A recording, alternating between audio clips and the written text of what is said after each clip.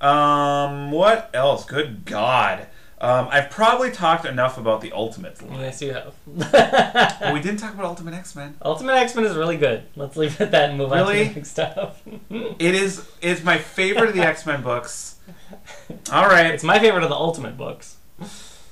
Yeah, it's my favorite of the X-Men books. It's your favorite of the Ultimate books. It's written by Nick Spencer, who is holding his own along with much more established writers, Jonathan Hickman and Brian Michael Bendis. Spencer is right in there. I won't go on about this, but I do like how he crafts his stories. He does a great job of building dramatic tension as he intercuts back and forth between scenes. He's done that in a few issues. Real command of the craft of writing here. Ultimate X-Men has nice art by Paco Medina. And again, like in the Savage Dragon issue I mentioned, there was a surprisingly moving sequence in the very newest issue of Ultimate X-Men between the young heroes debating whether or not they should go out and basically, stop these bad guys or remain in hiding like Kitty Pryde wants to do. It was a really emotionally charged scene, and I think that's a tribute to the writing and the art on this book. So Ultimate X-Men is just really, really good. I'm surprised by how well it holds its own among the other Ultimate books. Yeah, and it focuses on a small group of young protagonists, most of whom come over from the Ultimate Spider-Man book. But yeah, it's really well executed every week. Buffy the Vampire Slayer was also one of my picks, Season 9. Not too much more to say about that. I was a big fan of Season 8. They're taking a really different approach here in Season 9. That is written by Joss Whedon. Did the first issue with Andrew Chambliss, and Chambliss has written the rest of it with art by Georges Genti, who did Season 8. So that has been really good, as has Angel and Faith, which you mentioned.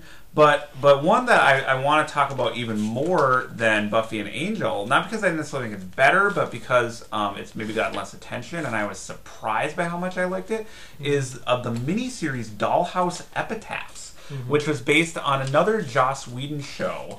The comic book was written again by Andrew Chambliss, who does Buffy, and co-written by Marissa Tancherone and Jed Whedon, with art by Cliff Richards. This was a surprisingly great comic book. If people know the Dollhouse TV show, it was a very short-lived it ran for 2 years, short-lived science fiction TV show created by Joss Whedon. And the final episode of that show took place, the show took place in the present day, but the final episode took place in a kind of post-apocalyptic world. And the miniseries bridges the gap between the present-day timeline and that post-apocalyptic world. So I am always encouraging people, who have an interest in Dollhouse and Joss Whedon, which is probably a prerequisite, to read this series. Don't overlook it. It's really shockingly well written. A lot of cool ideas are explored here. Like in Dollhouse, characters are imprinted with personalities. There in this book there are two characters who are both imprinted with the same personality.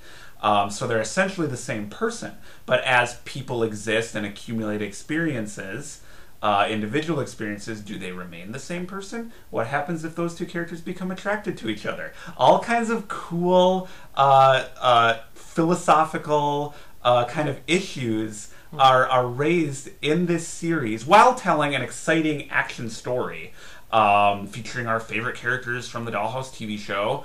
I was just delighted from beginning to end by Dollhouse Epitaph. So I think it's one of the most underrated books of the year. I really encourage people to check that out. I don't think it's been collected yet, but I hope it will be, and I hope they do more, because one of probably the most pleasant surprise of the year was Dollhouse Epitaphs for me.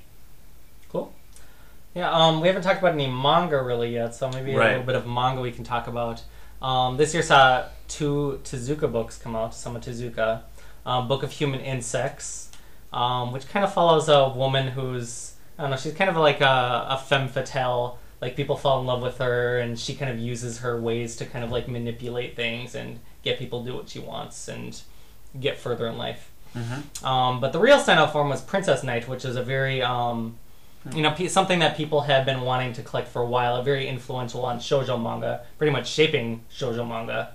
And it's 50 years later or whatever, it's still pretty awesome. Cool. It's very epic story with witches and monsters, and it's about this this princess who was born with a boy heart and a female heart. So she likes frilly things, obviously, like a princess would, but she also is strong and brave and wields a sword and stuff like that. And so you can see a lot of the kind of tropes that have become associated with the shoujo manga present in that. Yeah, and the witch wants her female heart for her daughter so she can become more girl-like and stuff like that. So a lot of cool characters in it and stuff like that. And she also, as this prince, loves the neighboring prince, but of course can't say he's the prince, but he dresses in drag, and the prince likes him in drag, and it's very complicated. It's pretty awesome. There's a lot of cool stuff going on in it. Also, my favorite manga of the year is Drops of God. Interesting choice for a favorite. Yeah, and I don't drink alcohol barely at all.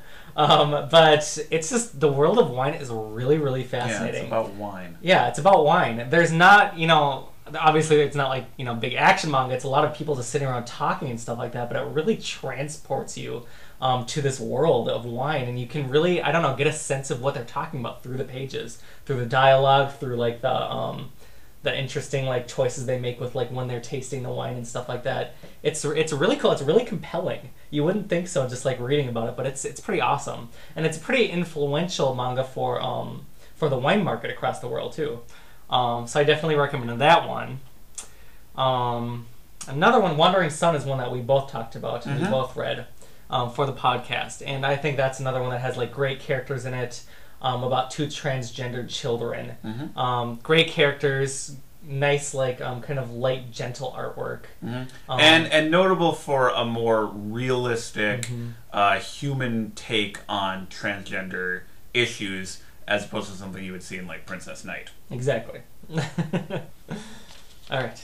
Yeah, well, those are great choices. I love Osamu Tezuka. I'm way behind in the many, many, many Osamu Tezuka books that Vertical publishers have been pumping out into the market, so I'm going to have to get caught up. I think I'll start with those books that you mentioned, and I'll have to check out Drops of God, too. It sounds terrific.